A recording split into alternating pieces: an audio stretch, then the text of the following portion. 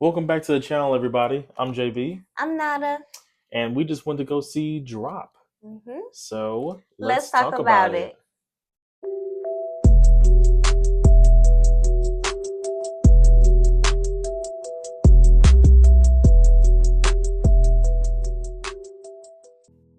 All right. Before we get into it, you know what time it is. Have you subscribed? Did you like this video? Did you hit the notification bell? Gotta do that. Okay. All three. All right. We need you. Come on in, come on in, come on in. All right. Because we got a movie to talk about that honestly, I went to it and I didn't have a whole lot of expectation about, but we kind of liked. Okay. All right. Tell us about the movie, Ben. All right, so our director is gonna be Christopher Landon. We got two leads in this: Megan Fahey and Brandon Sklenar.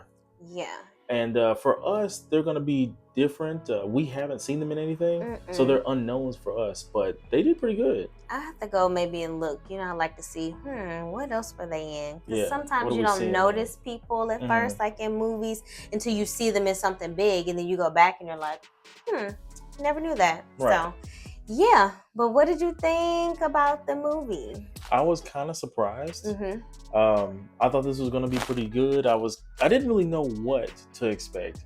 I thought it would be just kind of some turn your brain off popcorn type flick, because the trailers kind of make it seem it's very one note, it's in one location. Yeah. So I kind of was just like, it's just going to be basic, but it was a little bit more than basic for me. Like, I enjoyed it.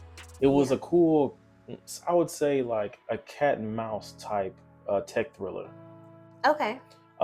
We have our lead pretty much. She's getting these drop texts, and it's kind of the drama between her on her date, the drops that she's getting. She can't tell her date. Then she has to do all these things that they're asking her to do while they're watching her. So there's a lot going on. But I don't know. I was locked in, actually. No, I was really locked in. Like, towards the end of the movie, I'm pretty sure I yelled in the movie theater. Yeah. We were yelling at the screen, y'all. It was good. So yeah, it's got that thriller. I was just surprised because when I saw it, I'm like, this is going to be corny. Like when you see some of the little texts that she's getting and stuff, while she's on this date, and it's just like, okay, now you have to kill your date, and I'm like, okay, all right. So I wasn't really looking forward to it, but it got me. Yeah, it was entertaining and enjoyable. Like, I came out feeling like I had a good time. Yeah. And that was good enough for me. Yeah, I liked the chemistry between the two main leads. I think they had really good chemistry. They did.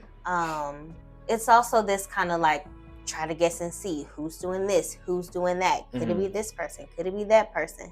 Kind of a movie. And I like those because I'm trying to like outwit the movie.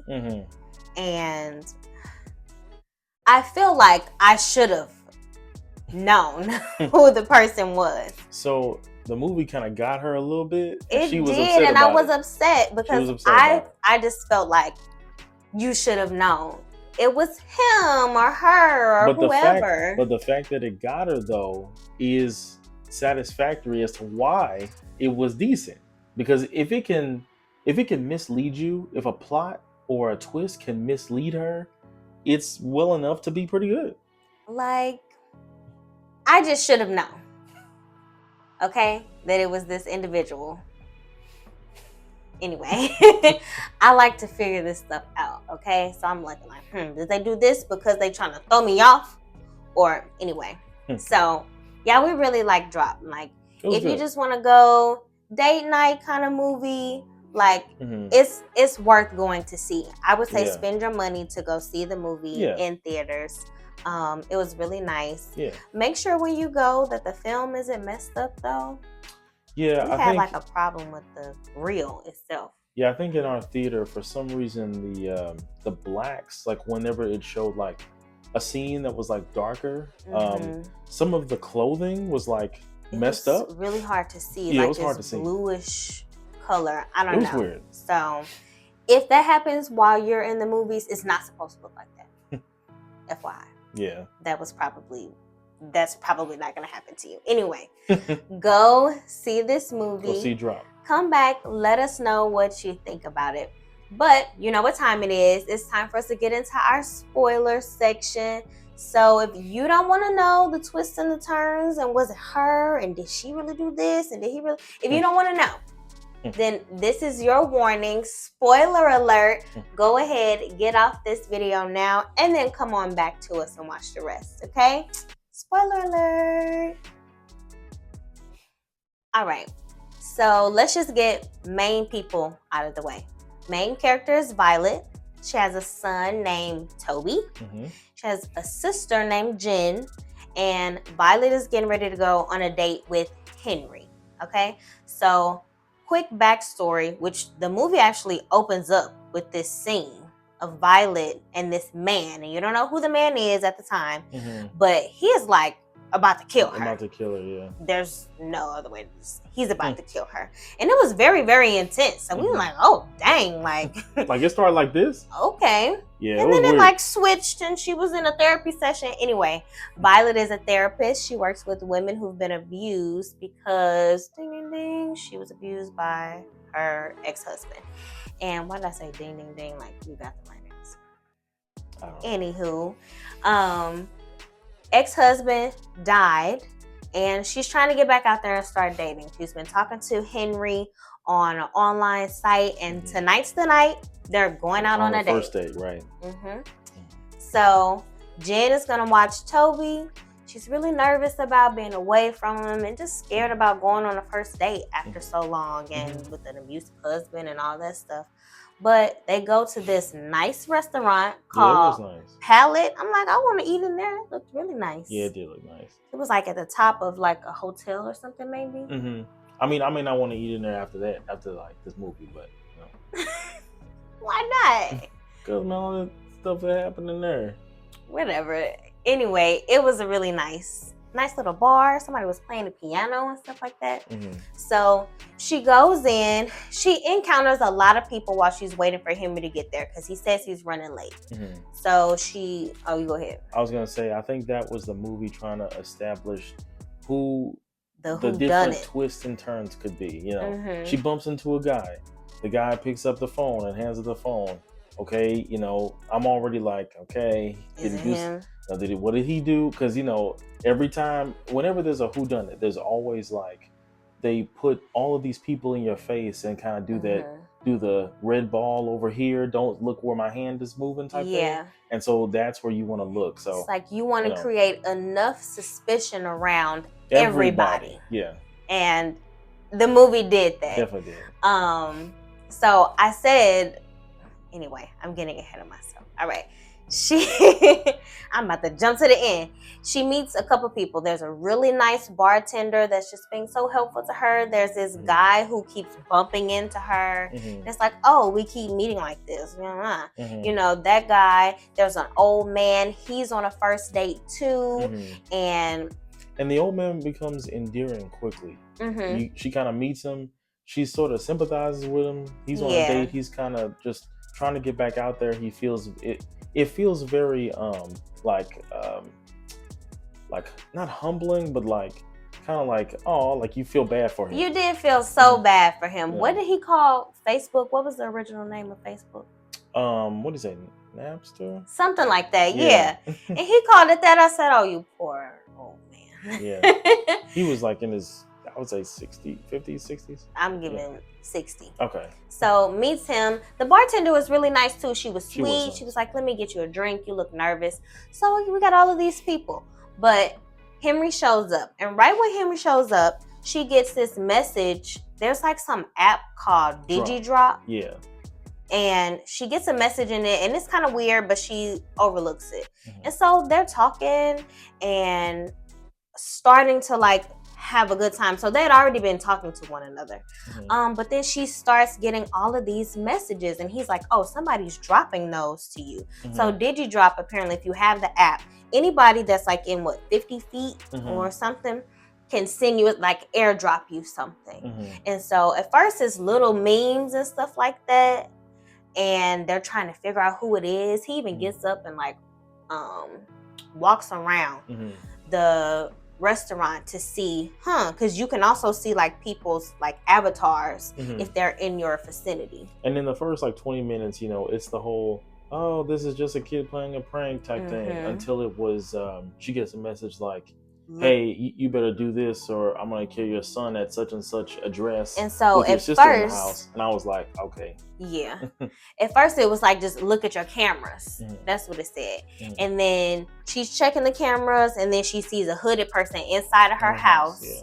And she's like, oh crap. So yeah, that's what you figure out, is they're like, hey, if you don't comply with what we're telling you to do, we're gonna kill your son, right?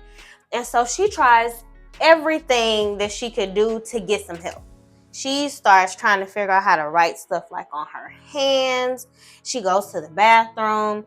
She's acting very weird for a first date now. Yeah, and like after a while, I was like, it was almost beginning to be hard to believe that the guy had left yet, because I was like, a guy would notice that after you're acting weird for like 30 minutes, you're not really like, hey, we're not having a conversation, we're not really talking. No. That was kind of weird, but because you just got this message, and then of course it says you can't tell anybody, you can't tell your date, you can't say this, you can't say that, we're watching you, we see everything that's going on. And she tries to do little things, and then you get this message, and it's like, no, they really can see everything. She tries switching the table, and then it's like, don't move tables, and then she's like, oh no, never mind, just go back, right? Then she tried going up to the concierge desk. That was a whole thing, but he's like, oh, I can see you, don't call the police. Then she goes to the bathroom, and he's like, check the towel dispenser, there's something in there. It was just like one thing after another. Yes. So they kind of go through all of that, but the main things that this secret killer person wants her to do is to take the SD card from Henry's camera. So Henry is the mayor's press secretary, or press photographer. There we go. And so he has all of these pictures. He's been taking pictures of stuff. And it's like, what's on this camera that somebody does not want getting out? So that's the first thing she has to do, is take the SD card, destroy it. And she does it successfully, again, raising a whole lot of suspicion just around what she's doing. Because I literally would be like, are you okay? Like, we can go. And I mean, he says that. He's not acting oblivious the entire time. Like, at some point, he actually is like, all right, let's wrap this up. Because that would have took me out of it. If he had been like completely oblivious. Yeah. If he was just like, oh, it's great. And she's stopped talking halfway through the date, and she's just looking scared. She's steady picking up her phone, reading her messages. I would be so turned off. I mean, I'm like, take me home. Let's go. We can leave right now. So she had to do that. It did say to look into the towel dispenser, and then there's like this little vial of poison in the dispenser. And I'll go ahead. She gets a text that basically says, you have to kill your date. And I mean, you see that in the trailer too. Yeah, so we already knew.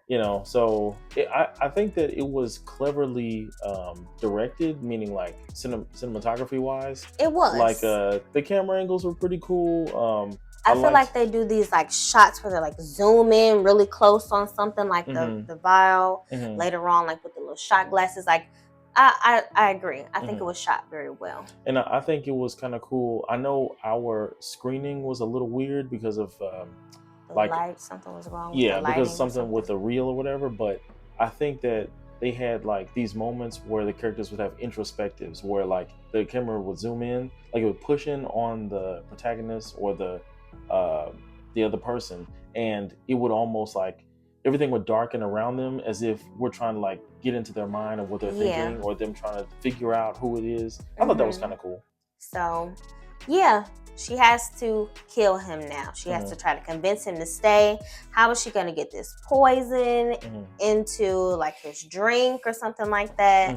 So in the middle of all of this, because I mean, baby girl did her thing trying to pull him back in. Okay, once she walked up and just kissed him. So okay, he going. Because he thinks she going. But pulls her back in, or pulls him back in with that. They also kind of have this moment where it's kind of a heart to heart between them. And it's basically about the guilt that you feel when you have somebody you're responsible for, or when you should be doing like the right thing but you're not, or you fall short from it. And at that point you do a flashback to the first scene that we originally see with her and her husband beating the crap out of her, and her son was littler than, smaller than, he was like behind a little like gated, like a baby gate. Yeah. And the man is about to kill her. So here they kind of reference that she killed her husband, ex-husband. Yeah. And the people who are blackmailing her or trying to get her to kill Henry, they also say, well, you talking about you not a killer. You've already killed before.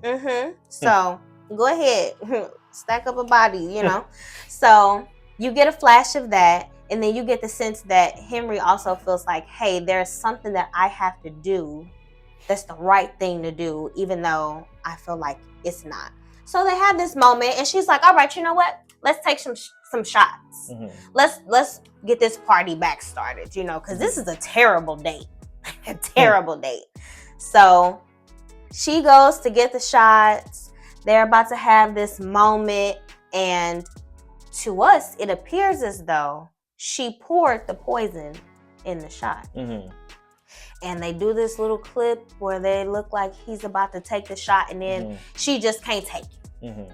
Like, she can't do it. She can't kill this man. Sidebar, when she got the SD card, the pictures on there had pictures of like wire transfers and files and stuff like that. So we obviously know like Henry has some corruption or something. Yeah, that he got on camera. Yeah. Something that he got was pretty bad. Yeah. So she couldn't do it.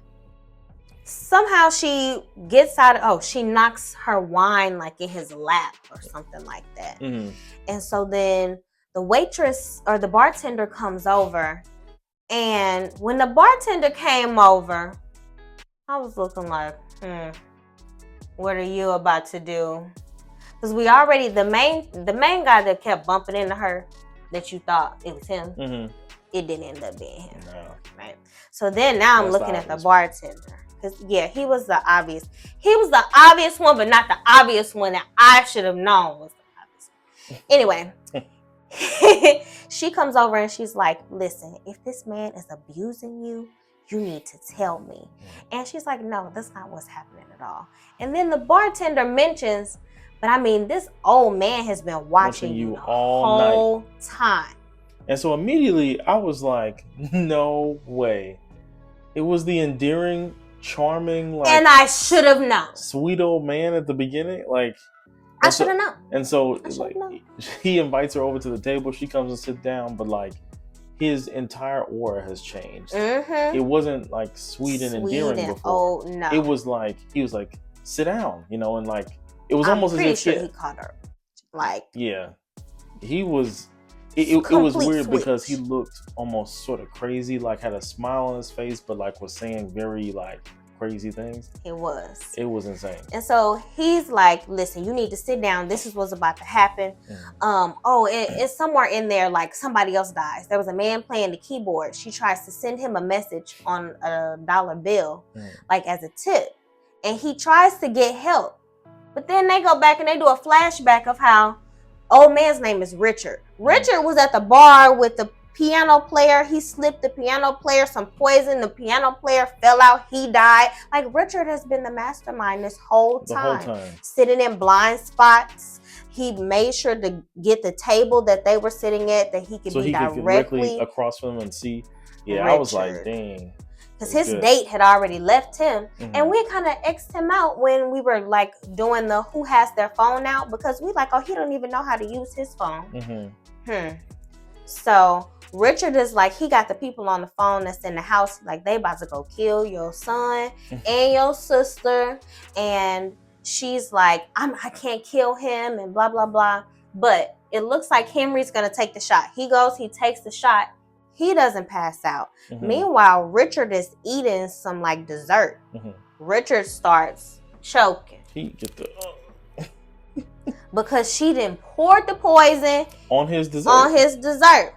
And he was looking up at the other guy while he was trying to take the shot. So he didn't even look down and notice that she poured that on the dessert. Smooth, huh? Yeah.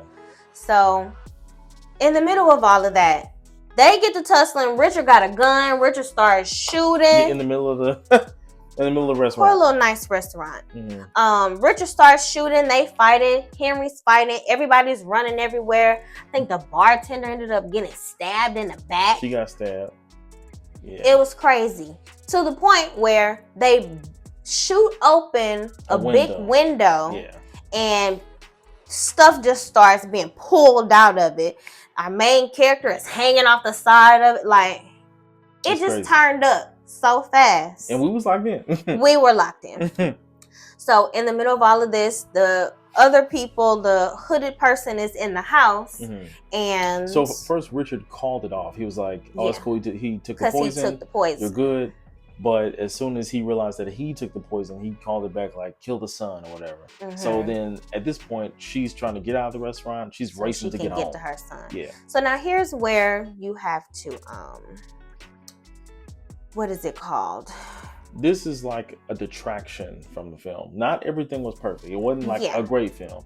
But this is something that I was like, okay, they're leaning too far into my disbelief. There we go. That's what I was thinking of. Yeah. Because there is no way. The hooded man in the house just would have shot the sister and the son. And the son, yeah. And that would have been the end. And like, I was How did she get to the house that fast? I don't know. I was trying to understand like how far away is this restaurant? For my baby. Okay, listen. You know, and like even in her racing home, they show her like passing by constructions. Yeah. It was a street with one lane. I was like, okay, there's no way you're getting home. But, you know. So, no, the person inside the house, he gets to the sister. He's tossing the sister. Yeah, he was like, throwing her around. Threw her on the table, like into the wall, tossing her. And she does the things. Was it her? No, the sister got knocked out. Violet gets back home. And so now she starts fighting with the hooded person. And they do all of the things, oh God, that bothers you. All the things that makes you yell at the screen. You know, like in any film, whenever there's like a killer and the person hits them one time with like some type of glass face or something, they hit them over the head once, the killer kind of stumbles, they run, then they trip. It's annoying because it make you mad. You like, what are you doing? Hit them. Get up. Like, this is why you start yelling at us. You keep hitting until they're dead. You keep stabbing until they're dead. They're trying to kill you. Anyway, that was probably so loud. I'm so sorry. But it bothers me. Again, I was yelling in the movie. And movies frequently do that. And y'all know what we talking about. They do that stuff all the time. Again, and I get it. Like, you got to give us a chase. But I'm just saying, don't make it look like I got the upper hand until you want me to kill them. Make it look like I was down bad up until the point where I got over you and I could kill you and I'm going to, like, keep looking you in the head. Why should you do that to me, y'all? Because I need to illustrate. Anyway, Violet is able to kill him. Okay? She got hurt just a little bit. The sister was hurt. She kills him because Toby, at the very beginning, is this a bookend? It is a bookend. I'm so weak. At the very beginning, when they're just in the house with each other, Toby uses a remote control car to send his mom like a little message or a gift or something like that. So at the end, what does Toby do? Now this was stupid too, but okay. Toby uses the remote control car to give his mama the gun. It was like the killer standing over her. He finna stab her, kill her, whatever. And then the little RC car just kind of with the gun. I'm like, okay. All right. Yeah, okay. That's a bookend. I'm so weak. Yeah. So she goes to see Henry in the hospital. We find out, I didn't even say this, Henry is an FBI informant. That's why they're coming after him. He had a whole lot of stuff on that camera, apparently. So whoever, the information that he needed to testify, he was able to do that. Henry's in the hospital, but they have a great second date where they are drinking milkshakes very early in the morning. And Yeah. Yeah, that's pretty much it. The sister's a little ruthless though, because she starts sending fake messages at the very end. Yeah, that was I'm like, but funny. too soon, baby. It was too soon. Too soon. It was funny though. It was funny. It landed for me. Yeah, it landed. Okay, what are you gonna give Drop out of 10? Maybe like a 6.5, maybe 7. Okay, I was expecting you to be higher than a 6.5. Well, because this was like a real self-contained story. It was kind of small. It was in one location. It wasn't like, it wasn't Logan. Nobody said it was Logan. I know, so I'm saying I can't give it no 8 or 9, but I'll give it like a solid 7. Solid 7. I'm giving it a solid 7 because I enjoyed it. I enjoyed myself. Like I can't say every 7 for me means the same thing. Yeah, it doesn't mean the same. Yeah. So no, of course it does. Not Logan. But for what it was supposed to be, I had a good time. And I really enjoyed it. Yeah, and I think for rewatchability purposes, I might rewatch it. I would rewatch it. If it was like on streaming, Yeah. Maybe like a Friday night. With other people, movie. Like if we had people over, I'd watch it. Yeah. So. Because it is one of those movies that like, if you watch it with your friends, they're going to be like, no, I would have done this. I would have shot him. I would have, it's one of the movies that make you want to put yourself in the situation. You're going to talk about it. Yeah, and talk about it. So. But yeah, go check it out. Yes. Go ahead, check the movie out, come back to the comments, let us know what you think about it. Thanks so much, you all, for watching our review, and we're going to see you next time. Thanks, y'all. See you later.